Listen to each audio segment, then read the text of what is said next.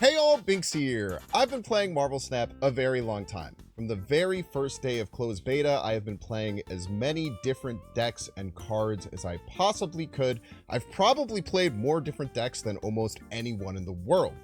And it's very, very rare that there is a brand new archetype that appears in Marvel Snap that changes the way you play.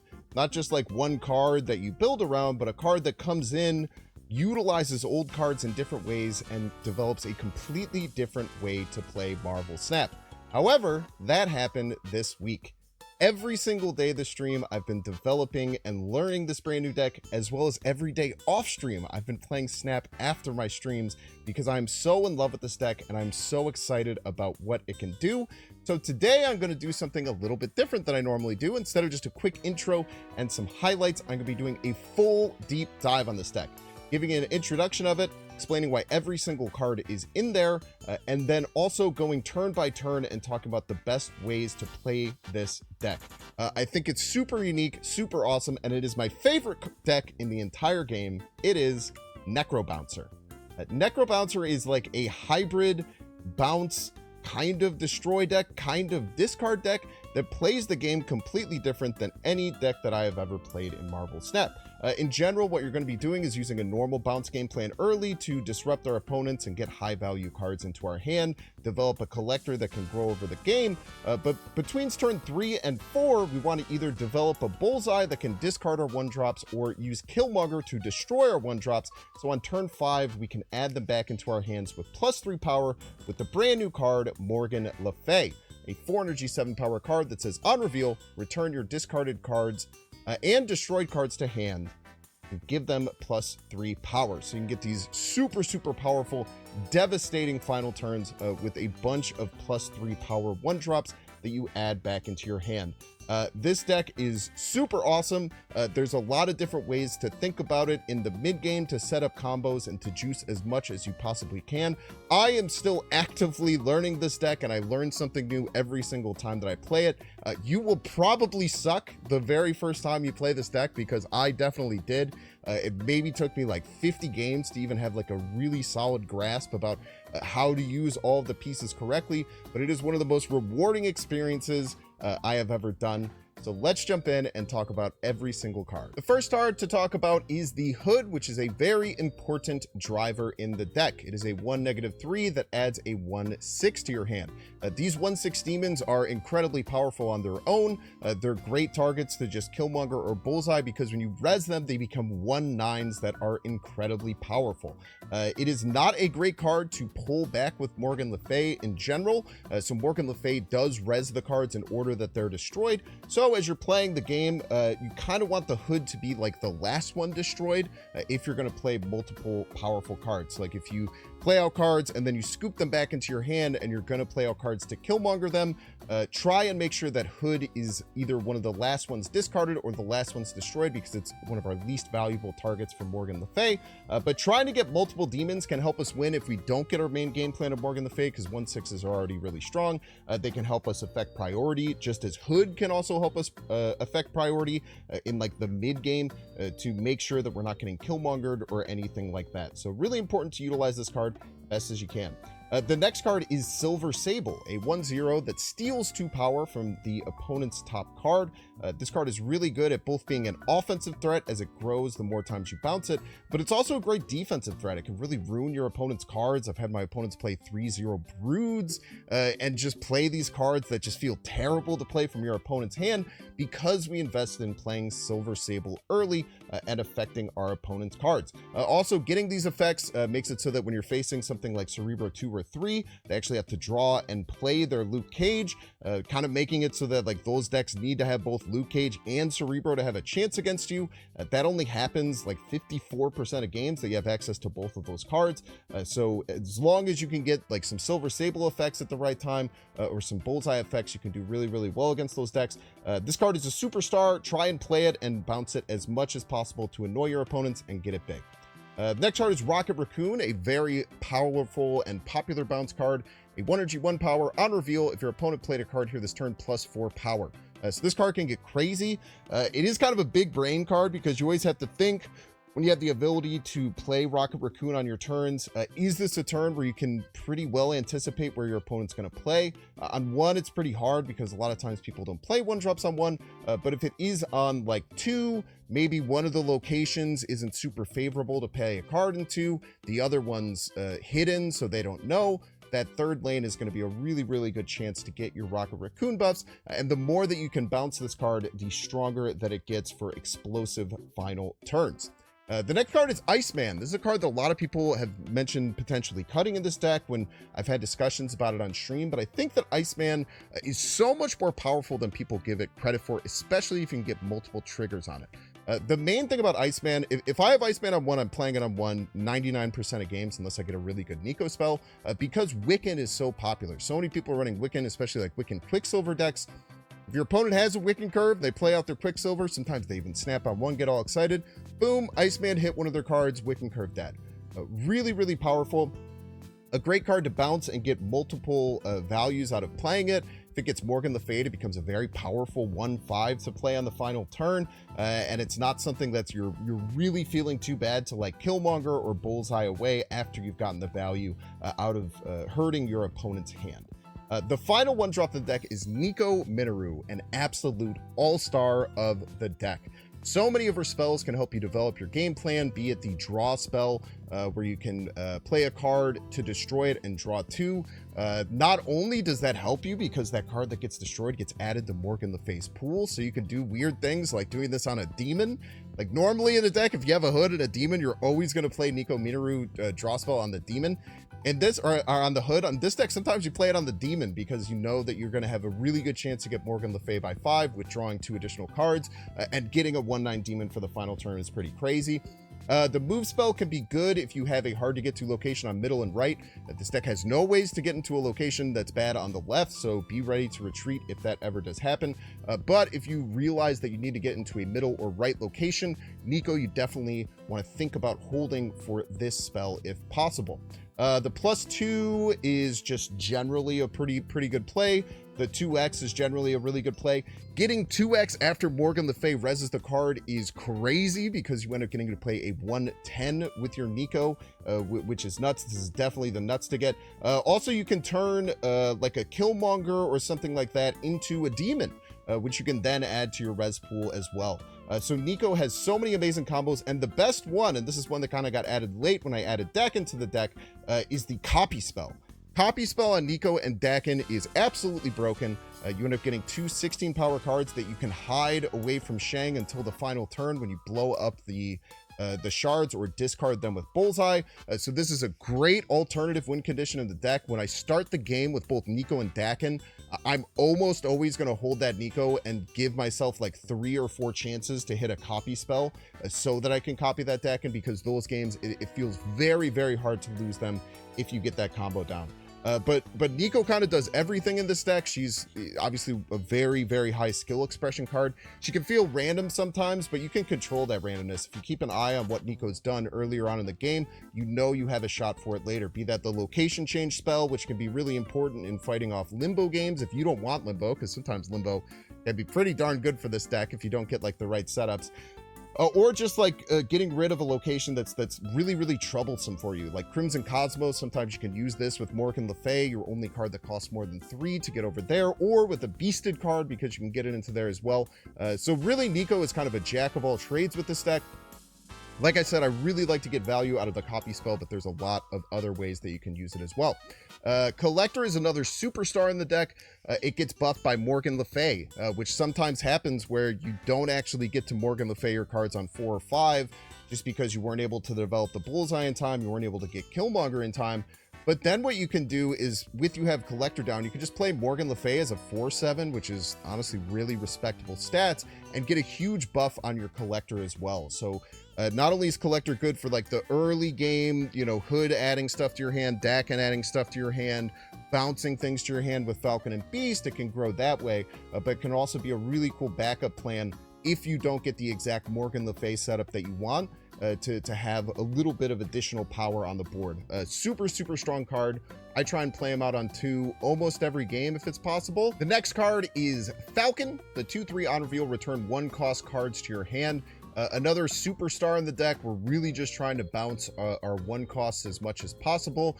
Sometimes you want to play Falcon on 3, so like maybe you play a 1-drop on 1, a 1-drop on 2, then on 3 you play another 1-drop and you Falcon all 3 of them back to your hand to just kind of move things around. Sometimes you play 1-drop on 1, Collector on 2, into 1-drop Falcon on 3 to not only get cards back to your hand, but also start boosting up your Collector.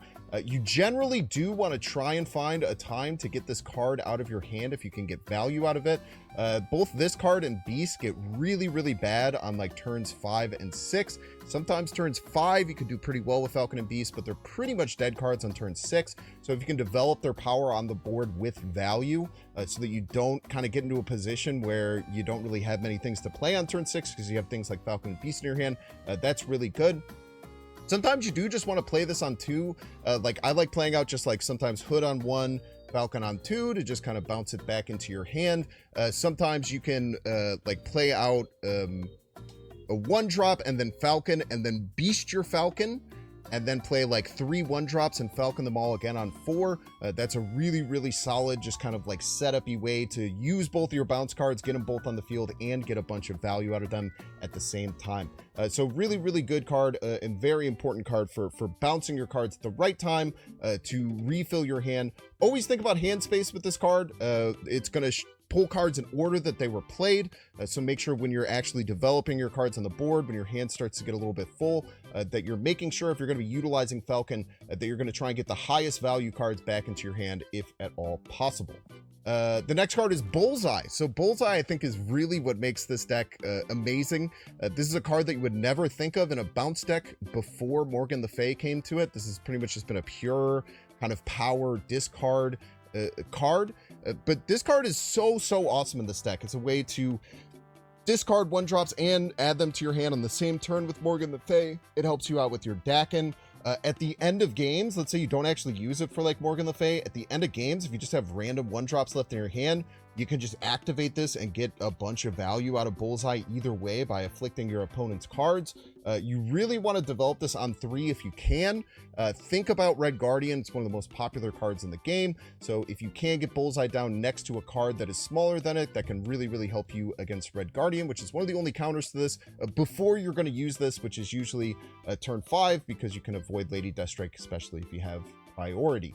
But a really powerful card. You need to develop it on turn 4 to be able to discard for Le Fay on 5, and you need to play it on turn 5 to get any value from it at all. Sometimes you have to play it on turn 6. It's rare that it has to happen, but sometimes you just have to play at 3-3. That's how the game works sometimes. But really try and develop this card, and once you get the card developed, think about how you can add 1-drops back into your hand that maybe you don't want at certain times. There's been really cool examples of me like falconing a bunch of bad 1-drops that let's say we're facing a clog deck and you get rocks or something into your deck, or there was like squirrels or raptors that you add back into your hand. Then in the mid game you can like Bullseye those away, and then you can like bounce back up your good cards into your hand. So it's like a cool way for you to clear cards off the board with something like Falcon without having them mess up your hand, because you can then discard them with Bullseye and get value by afflicting your opponent's side of the board. So lots of use cases for Bullseye. It's definitely one of the hardest cards to learn, like when you want to play it on 3 or 4 to set up for it, especially if you kind of have a tension between playing this or Killmonger, and how to get value out of it if you're not going to get like a Morgan Le Fay trigger, how to get as much value of it as possible in those other situations. The next card is Killmonger, and this is one of the reasons that this deck is so powerful. If a lot of people start playing this deck, I think it's niche. I can't imagine it'll get super popular, especially because there's a really high skill ceiling. The Killmonger in a bounce deck is so devastating. People are not going to expect you to be able to rip out a Killmonger and shred all of their cards away, and then play a bunch of giant 1-drops of your own. And it's also very confusing when your opponent sees you play a bunch of 1-drops out and then just Killmonger them on like 3 to res them back into your hand on 4. A really interesting card. Again, very similar things to Bullseye. The biggest learning curve of the deck is how to utilize this as best as possible. How can I destroy my highest priority cards first so I can res them with Morgan Le Fay if I have hand space issues? Are there games where you know, I have the Morgan Le Fay setup, but Killmonger is just going to be so valuable for me to try and destroy their one-drops, as opposed to trying to wreck mine and res them to play it at the right time. Am I going to hold this for turn 6 and throw priority to try and kill their kitty? A lot of things to think about with Killmonger. Again, a big skill expression card in the deck, but as you play more games, you'll start to figure out how to eke as much value out of this card as possible. The next card is Dakin. This is the last addition to the deck. I had Kate Bishop in the deck before Dakin. She adds more one-drops to our hand, and they're good for bullseye and things like that. But I was coming into some issues with hand space with her. Acid Arrow feels really bad if you have to like bullseye it and res it, 'cause you get a 1/1 that goes to your opponent's side. It just didn't really feel great. And then I really just started thinking about utilizing Dakin. I was playing it during the Sinister London Hot location, where Dakin's an absolutely broken card. So I think that that influenced a little bit of my thought process over it. But as I played it the days after that Hot location, I really think that Dakin is just a core aspect of this deck. At the very least, with Dakin, you're going to be able to get a 3/8, almost always, that is a bullseye target in your hand to get -2 on your opponent's side of the board. That enough is really, really good, but there's also just all these different ways that you can utilize it. There's rare instances where if you get like a bullseye and a Killmonger game, you can develop Dakin, develop bullseye, have bullseye discard that 1-cost shard, reactivate it with Morgan Le Fay, and then play it and Killmonger it to get a surprise 16 power Dakin against your opponent. It has amazing synergy with Nico because it just opens up this kind of high roll that you have available, like maybe 10-15% of games to play Nico Copy Spell on Dakin. Getting 2 of them, not only getting 2 targets for your Killmonger or for your bullseye, but getting 2 16 power cards as well that you can hide from Shang. So a really, really important card into this deck.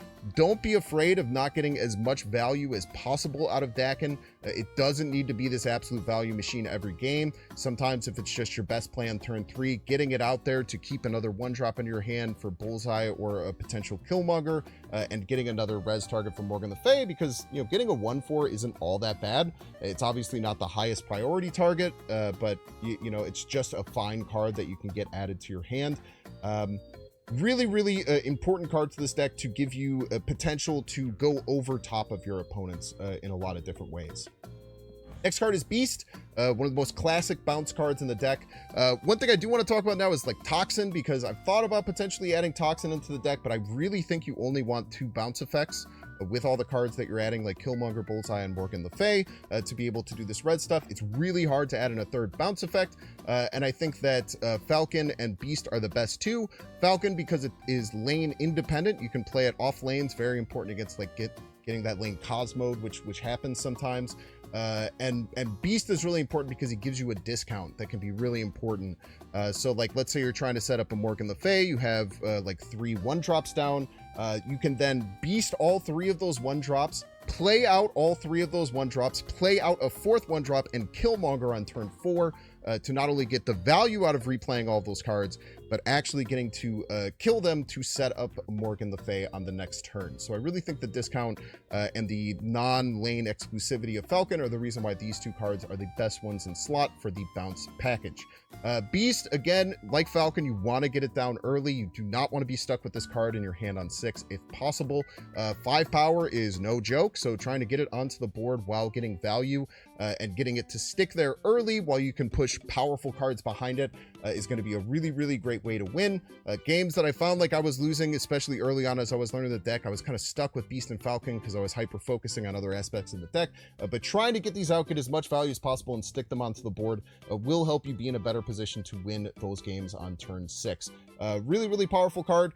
Always think and consider about the discounts. If you think, or like if you're playing Conquest or you're pretty sure your opponent has Mobius based on the cards they're playing, sometimes you have to worry a little bit with Beast, but usually you're playing it on 3, so unless they have on-curve Mobius, which my opponents always do, I don't know about yours, you're not going to get too much effect from Mobius with this deck. And the final card is the card herself, Morgan Le Fay. She has 3 different blings basically you can do with her. Very rarely you'll play her out just on turn 4 to get like 1 or 2 cards back, depending on what the rest of your hand looks like. Sometimes you just have to rush her out. Sometimes you get like 3 good 1-drops down, Killmonger and then Morgan Le Fay, and then work out the rest of your game. That's pretty nice when it happens. It's rare, but it can happen that way. But almost always you're going to be aiming to play her on 5 to get a bunch of very powerful cards back in hand, either after a Bullseye or a Killmonger. If there is like a Crimson Cosmos or something like that, make sure you're thinking about her to get her into those lanes. When you're playing her, be really wary if you don't have priority for things like Cosmo. So assess where they might be most likely to play Cosmo based on, you know, from what they're seeing on their side of the board, and try and play Morgan Le Fay on 5 accordingly, because getting her Cosmoed really just kind of skunks the deck and you're pretty much going to lose if that's going to happen most of the time. Other ways that you can use Morgan Le Fay, don't be afraid to just play her out sometimes. You know, if you just need to play her out sometimes on 4 when you haven't really developed your game plan, just as a tempo play, a 4-7, you know, there's a lot of worse things that you could be playing in Marvel Snap, I tell you what, especially if you don't have any Bullseye or Killmonger or, you know, Nico Destroy spell or anything like that you think that you can end up utilizing. But the last way that you can use her is on turn 6. So let's say you have gotten to the point where you're towards the end of the game, you don't really have a Morgan Le Fay set up by turn 5. You end up playing out Bullseye on turn 5, especially if you have Collector down. Well, pretty much only if you have Collector down, you can really get this value. So sometimes like Bullseye Collector on 5 into Morgan Le Fay 1-drop on 6 can be really powerful. So what you can do is Bullseye, then on 6, Morgan Le Fay, those cards back in your hand. Even though you can't use them, you can buff up your Collector a bunch. So lots of different ways to use Morgan Le Fay in this deck. Definitely want to try and high roller with her as possible, but super fun.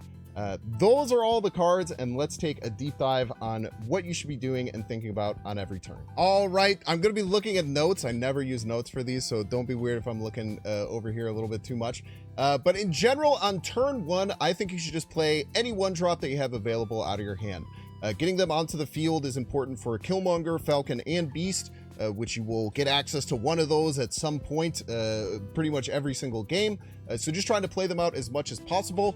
In order of how I would play 1-drops onto the field, number 1 is Iceman. I think that Iceman is the most disruptive, really good against Wiccan, and especially when you don't know what your opponent's deck is, Iceman will always get you positive value. The next one would be Silver Sable, to try and lower your opponent's tempo by afflicting their hand as soon as possible. Also just a great bounce target to get multiple times. The third one I would say is Hood. One problem with playing Hood early is that if you can't bounce it back into hand, it will become the first card that's Killmongered, and it will pretty much always then get Morgan Le Fay rezzed, and it's the worst target to get Morgan Le Fay rezzed. So you kind of want to get Hood down, but you want to make sure that Hood is either one of the last cards discarded or destroyed if you are going to destroy it, and you're actually having hand space issues because you've destroyed or discarded so many cards that you don't get all of the cards back that you destroyed. But the demons are one of the biggest driving forces of the deck. Destroying and discarding these demons, bringing them back as 1/9s. Like a 1/9 card is crazy. Basically just like a Mockingbird that you can play without having to have any other kind of restrictions or anything like that. Super powerful. If you can get multiple of these on the final turn, you're pretty much gonna win. Hood is just good to get out in that sense. Then I would say Nico and Rocket are kind of both as the last options. I still will play them out on 1 almost always. A couple of exceptions would be Hood is very good as the first play if you have exactly 1 other 1-drop in hand and you have Beast in hand. So if you have 2 other 1-drops in Hood, don't worry about playing it right away. But if you have 1 other 1-drop and you have Hood, you can play Hood on 1, get the demon in hand, and then you know that you can guarantee playing that other 1-drop in demon and beasting all of those cards on 3. And beasting 3 1-drops on 3 is a really good driver for giving you pretty much unlimited options on turn 4, because you have 3 free 1-drops that you can play around. You can then bounce those with Falcon. You can destroy them with Killmonger that turn. You can play them out and set up like a Bullseye to then like scoop your hand and try and Bullseye them. So I would say that is one way that you want to think about playing Hood out if you have Beast in hand and 1 other 1-drop.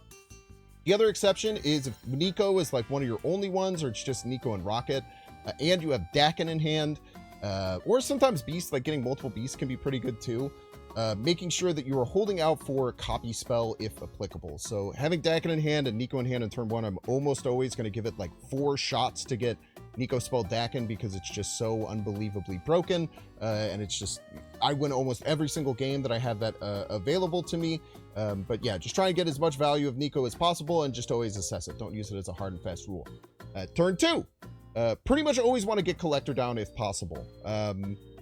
Collector is going to be the way that you get additional value from pretty much every effect that your deck does.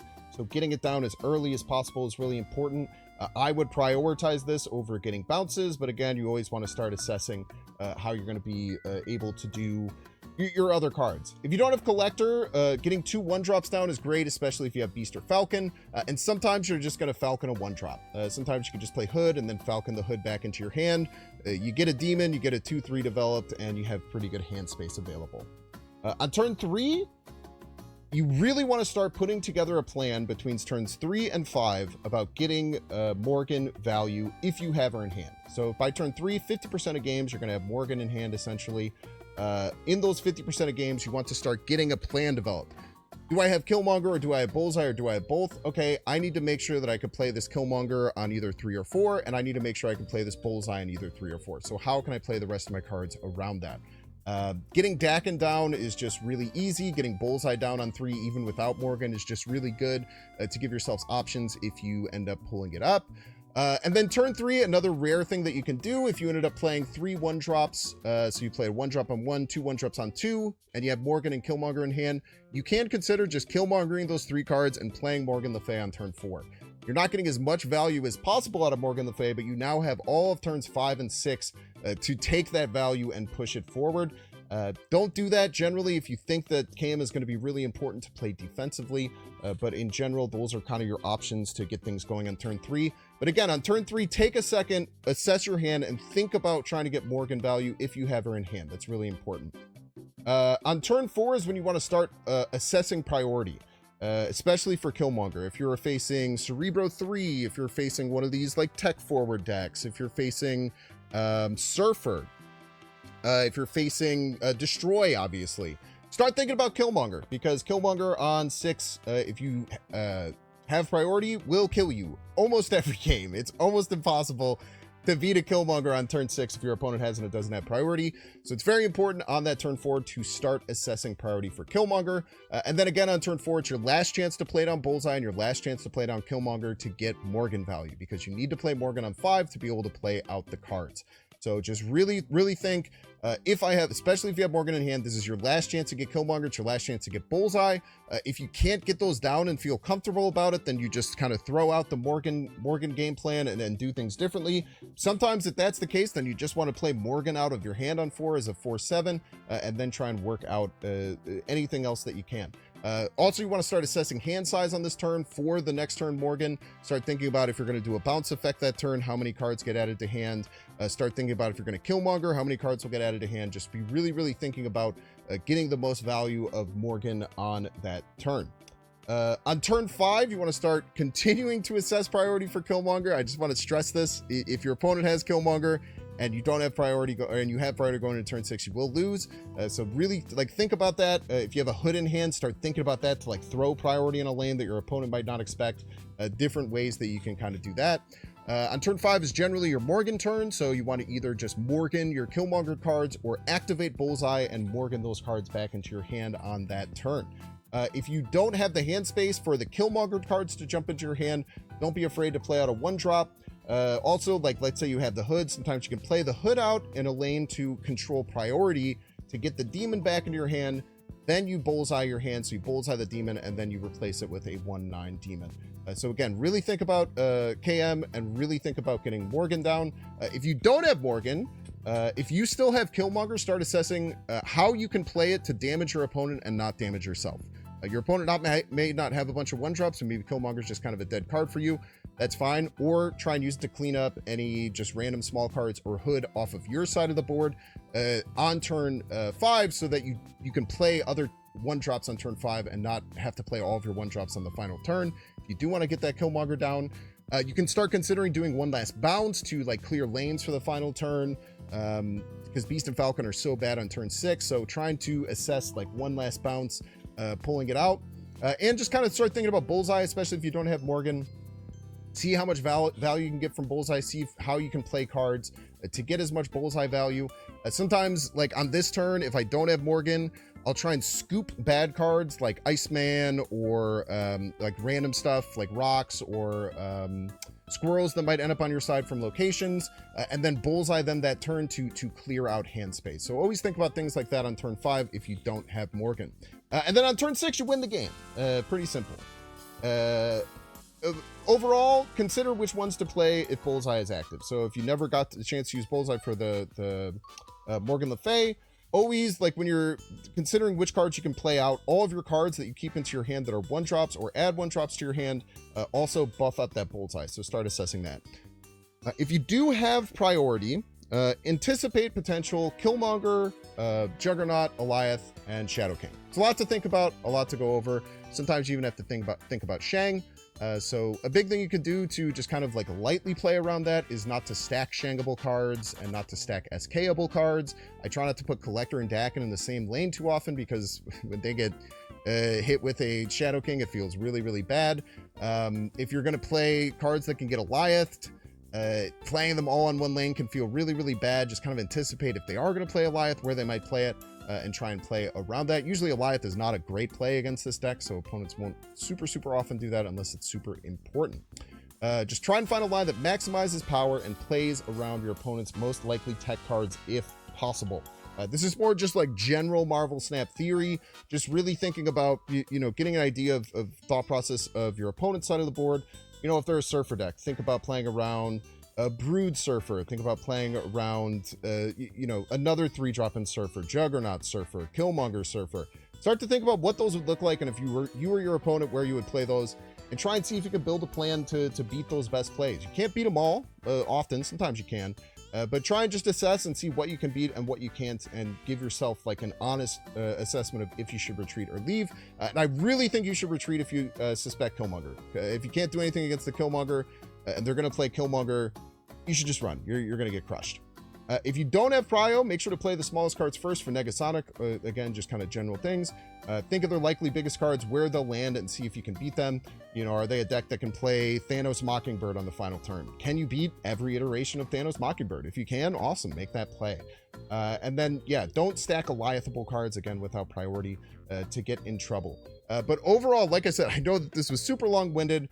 This is just my best breakdown I could possibly give you, to give you the best starting point of learning this deck. Again, I'm not an expert in this deck. No one is, because it's so new, but I have played 200 games with this deck, and I'll even flex a little bit about what my stats look like.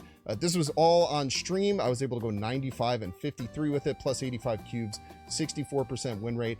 Now, some of this was on my climb up to infinite, so obviously this would be scaled down quite a bit, because there were bots that I faced, but half of this I would say is an infinite and half of it isn't. I still had a ton of success with this deck, and if you put in the work to learn it, you can as well. Thank you so much for listening to all the intro. We have some awesome highlights ahead of you. One thing with the highlights, there will be some times where there's Merlin and Kate Bishop in the deck in the early chances that I played it. Even though it's a slightly different version of the deck, I think that it's still a good learning opportunity to understand some of the thought process on how to bounce things and how to use bullseye and everything like that accordingly. If you loved this deep dive and diving much deeper than I normally do into the deck, please let me know in the comments down below, and like the stream to tell the algorithm that you really like it. It would mean a lot. And make sure to like and subscribe, and catch me live at twitch.tv/binks_plays. Enjoy. You peace.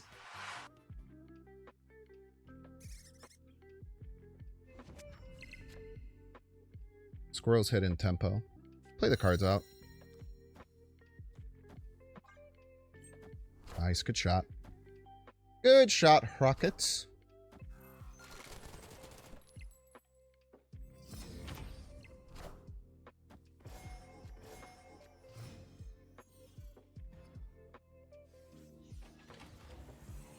Cannot discard the deck and shred with bullseye, notably. Just talking about you.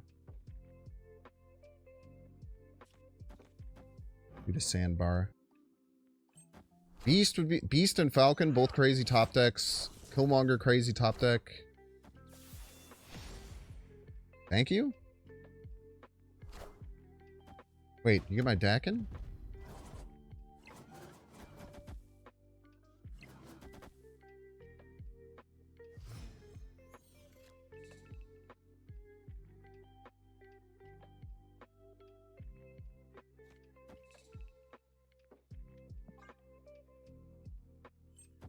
Will my shard still upgrade the Dakin?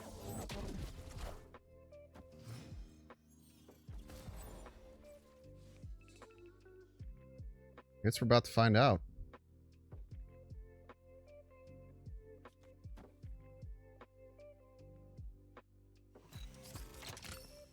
Give him hell, boys.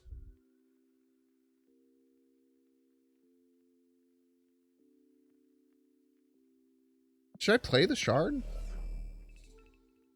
Yeah, I should play the shard.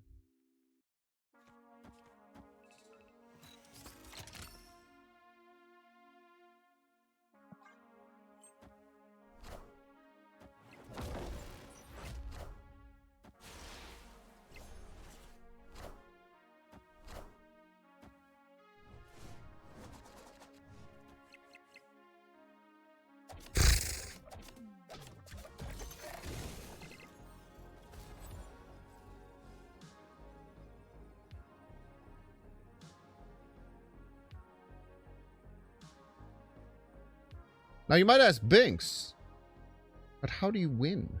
Great question. Great question indeed.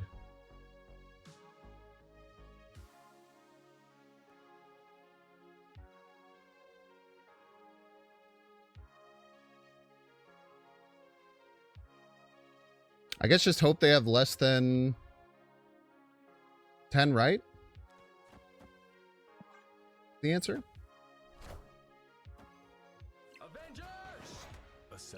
Well, I tell you what, that's less than 10, brother.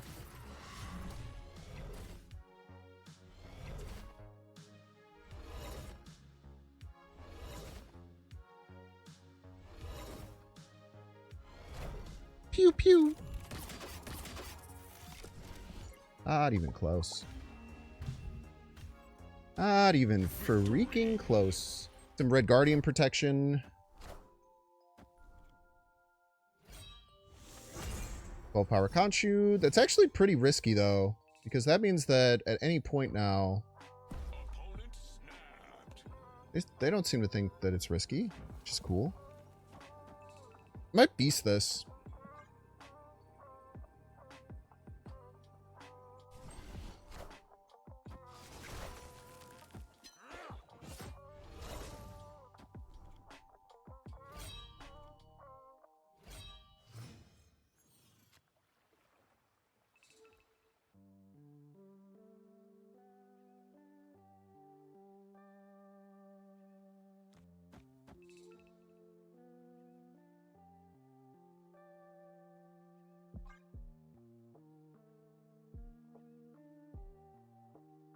So we'll have a 16 power Dakin. You just have to play it in the right spot, hopefully.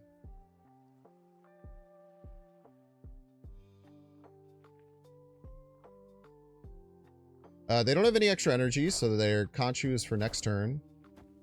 They discard with Conchu. Iron Man. Okay.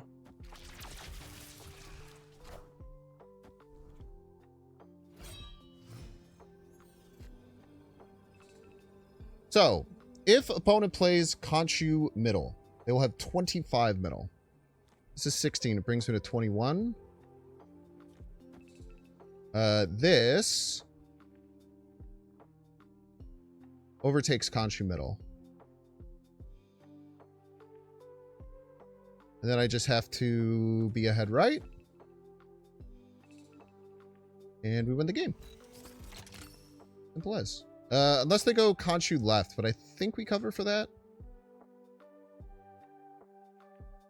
Conchu right could also get us. Shit.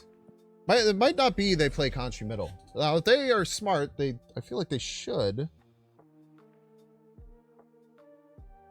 You know why they bladed? If it hits the Ghost Rider, then it summons the Iron Man anyway. It does the same thing.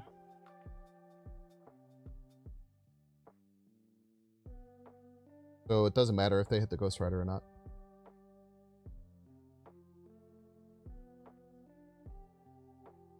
It's a win-win. Would it force him to play Conchu middle? Why? Why?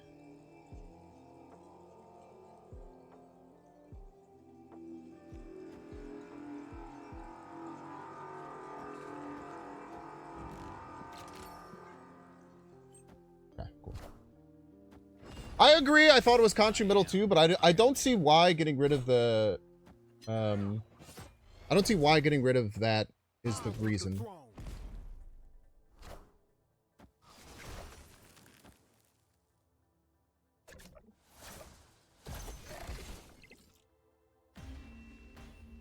Ah, Ghost. Okay, no, that's actually really smart.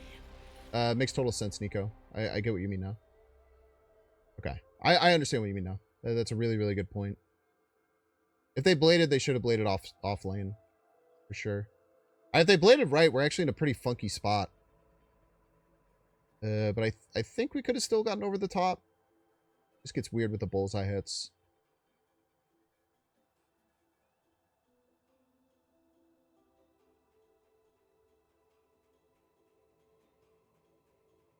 No, I agree with you. I think Blade should have went right because that limits what they can conchu. That's a really, really good point. Completely missed that. Very well played though. Super, super good recognition of what they can do and how to set up our lanes properly. Feasting Dakin rarely is the right play, but if we didn't do it, we would have lost there 100%.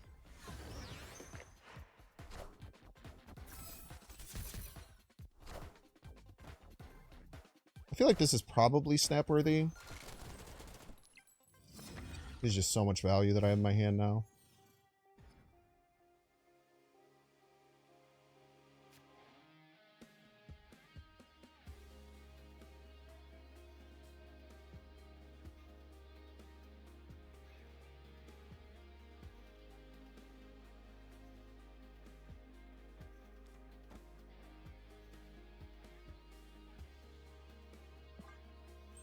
Nice acid arrow.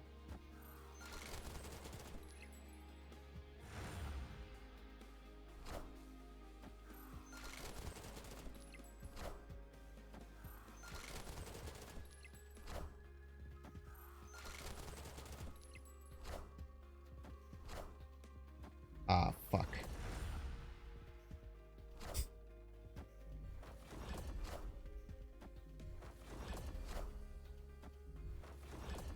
Shit.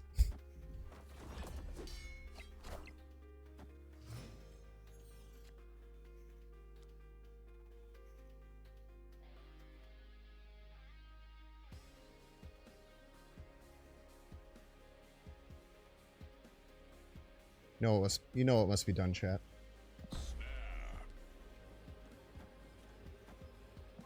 Kill it all.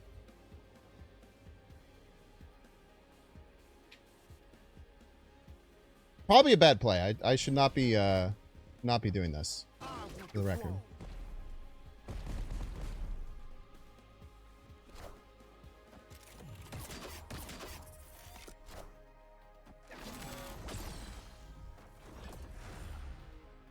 We hope for another one drop here. Surely there's nothing terrifying they can do with 25 energy next turn. Surely.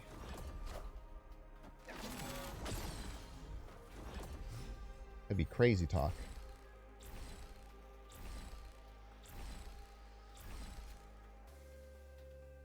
Hood is the exact wrong card for us to draw. About the worst it could have been. That's okay. They only have 4 cards. Like, there's not like an infinite amount of things that they can do with 25 energy. We just have to hope we get some of the 13 power Rocket Raccoons. That'll work.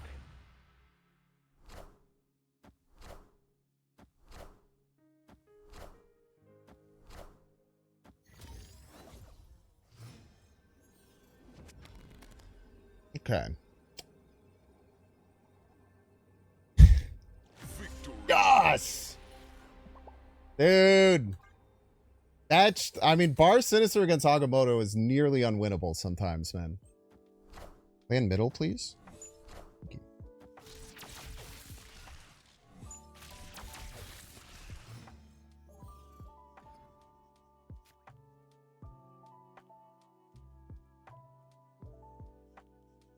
Oh, boy.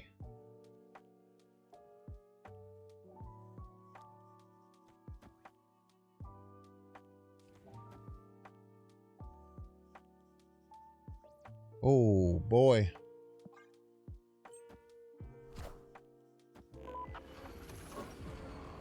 Why haven't I snapped?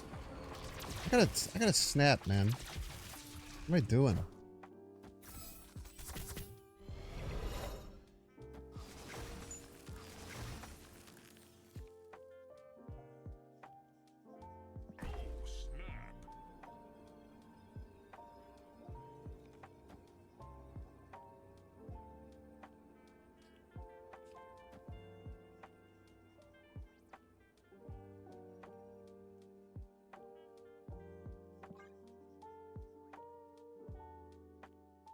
They better be able to fill Raft if they can't get it, because otherwise I get a free one.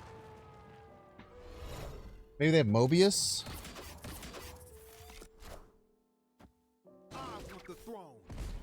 What's the throne? Many Victoria's hand? Probably should have played that right. That's it? That's your whole thing?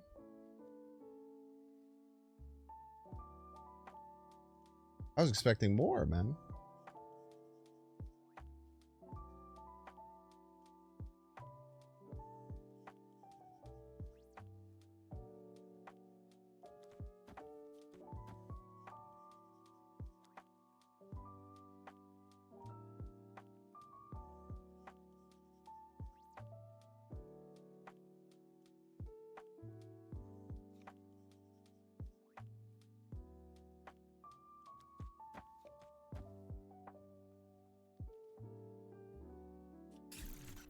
So get Goblin, and then we get our 3 cards. Or give me another She-Hulk, and then give me 3 cards. Buff all our collectors. Second lane might be a little bit of an issue, but... My life. Yeah, I think we're actually just fine. This is scary, but I'm pretty sure we're actually just fine.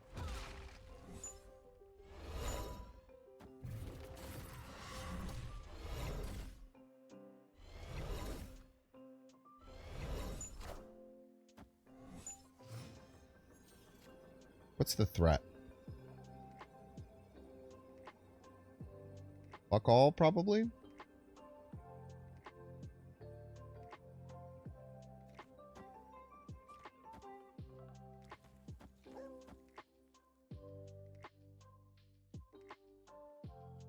To 29 left.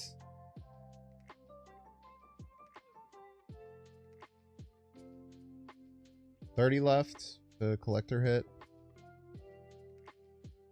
We're unshankable. We're already winning. Maybe I'm not seeing something.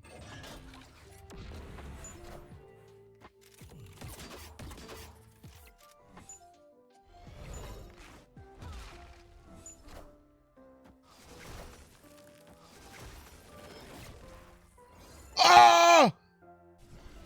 That's how you get casserole. Jesus Christ, man. No, I gotta save you here for, I want to hide you from Red Guardian.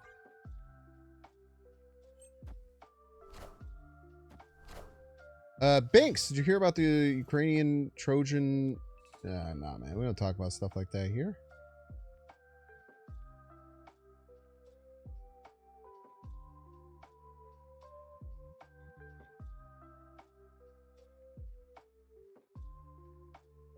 Instead of Collector, we can opt to Skillmonger.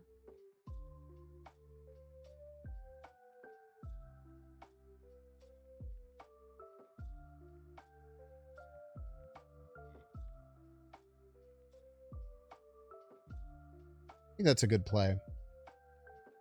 I don't think I'm comfortable snapping.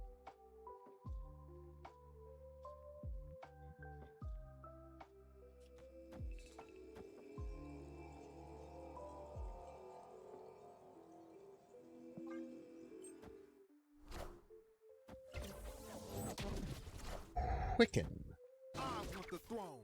What's the throne?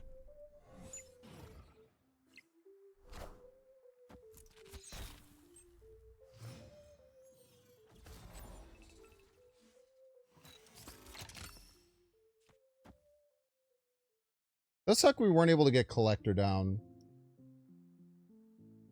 There's also argument that we helped our opponent by clearing those.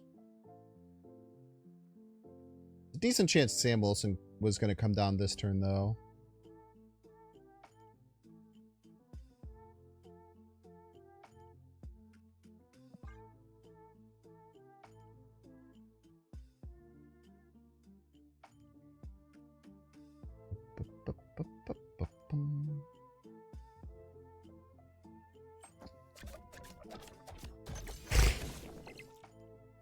Fuck your cards, man.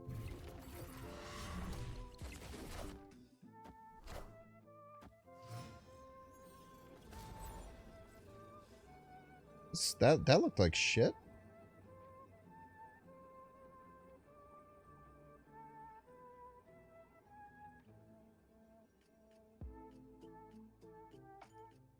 Play around Mockingbird middle. Row right.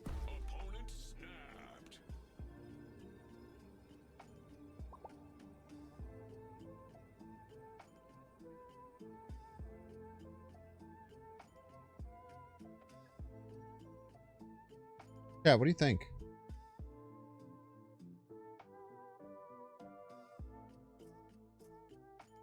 Why are they snapping? I do have a Wrath card still.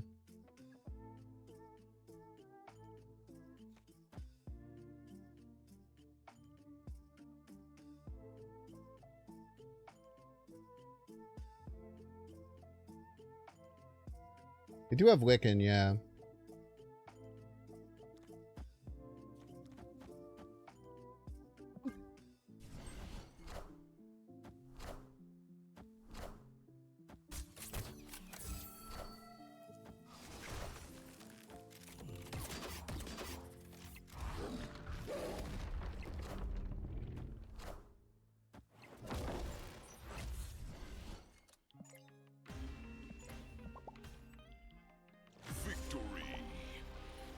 Why'd they nux me? That was so weird. Scoot.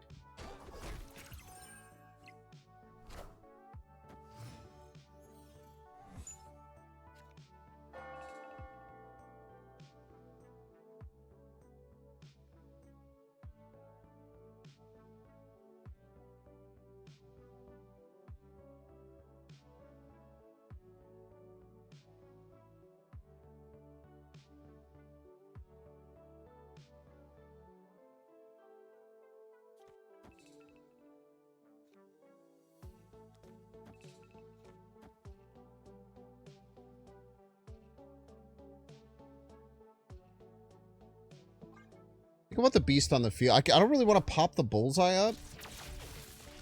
Popping the bullseye up feels really bad.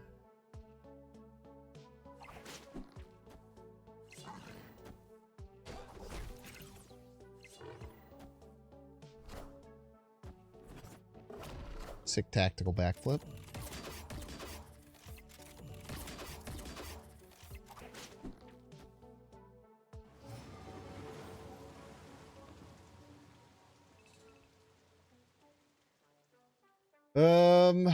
Dude, I don't know how we win, man.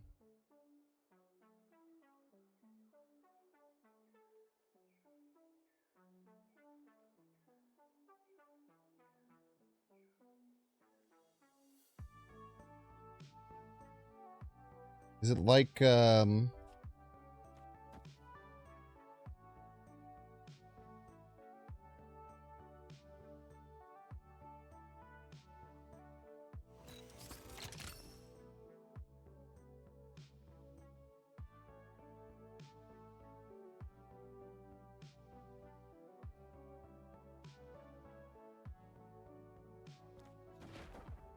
like this, maybe?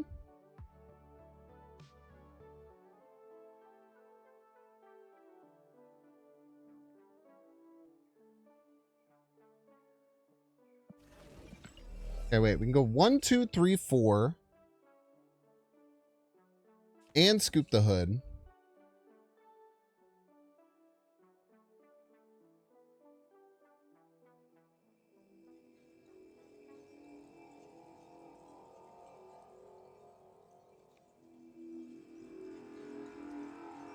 Fuck, I panicked.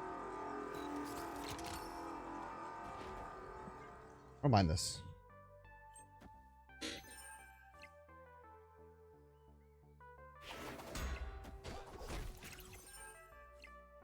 I had to play the demon, otherwise I, Don't touch my cards, man.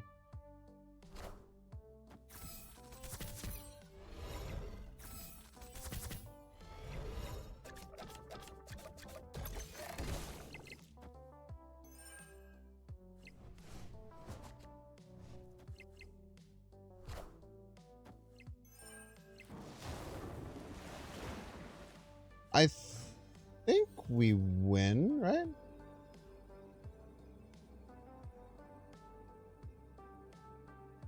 Like, what's their top end here?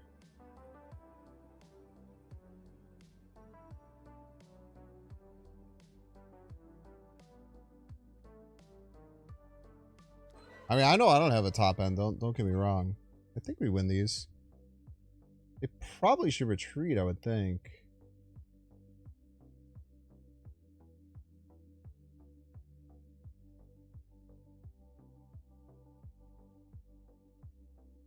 Let's say have some way of getting Batroc back or something? No, they have to move the... I don't know, man. Shield right with Batroc? That's only... It's like no power though, right?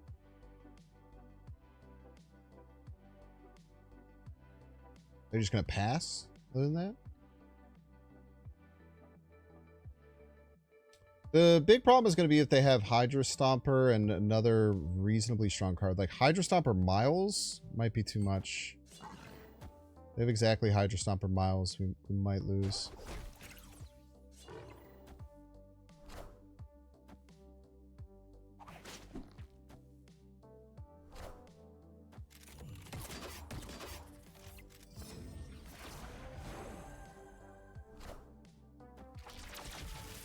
Jobs. Not big enough, right? No shot. Victory.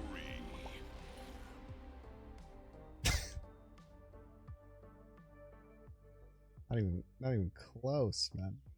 But I do like doing Collector Red Guardian Protection. It's been very helpful. You might even do it on 4.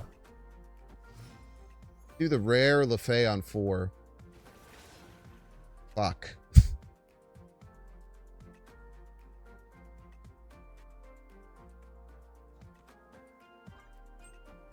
Turn this off. You're a real piece of work, you know that?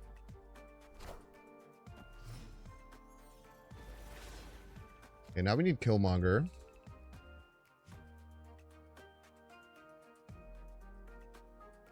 I think we need more cards here.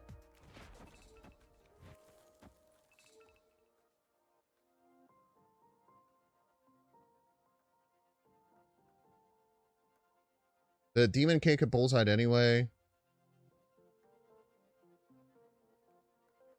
We want to try and get to Killmonger so we can clear off right. This means we probably can't Morgan Le Fay, which is a little sad, but you have to be flexible.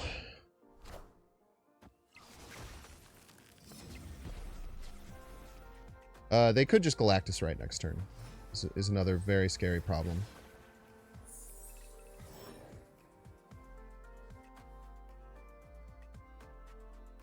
And we did not land Killmonger. So if they snap, we have to run to Galactus right.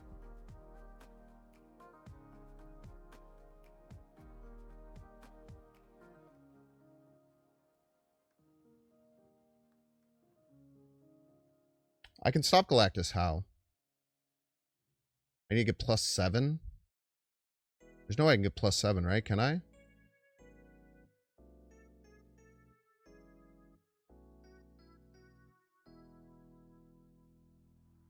That's 1, 2, 3, 4.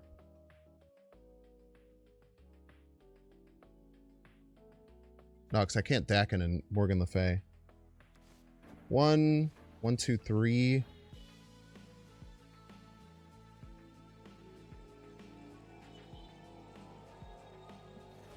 Okay, we'll just pretend that they don't have Galactus, because we just lose if they do.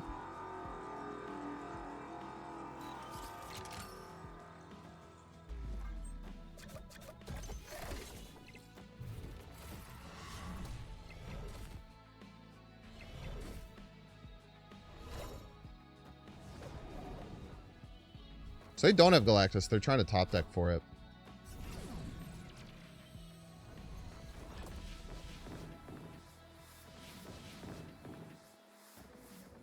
I don't believe that they're going to top deck it.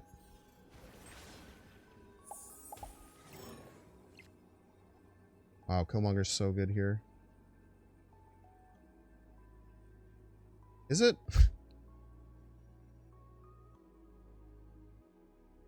The big thing with Killmonger is I can, like, surprise them by not having 0 here, I suppose. But it does wreck my middle. Kind of like damned if you do, damned if you don't type beat. It's if they cover for points middle is where we run into issues.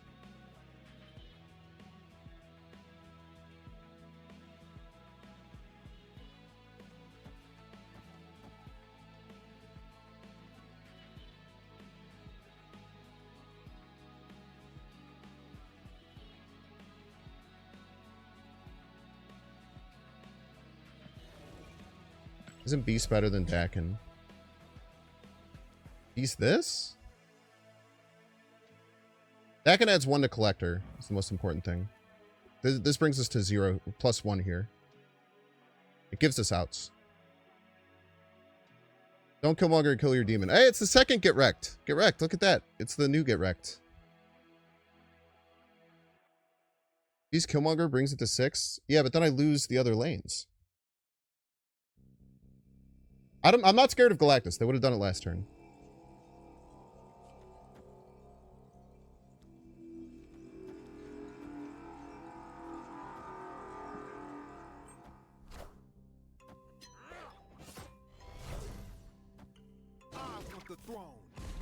Bink's difference, by the way.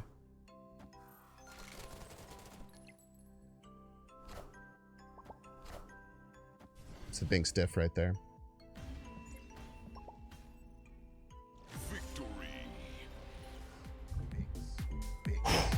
The great game. Binks.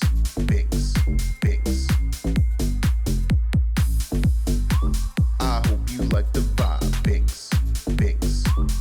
Like and subscribe. Binks. I hope you like the vibe. Binks. Like and subscribe.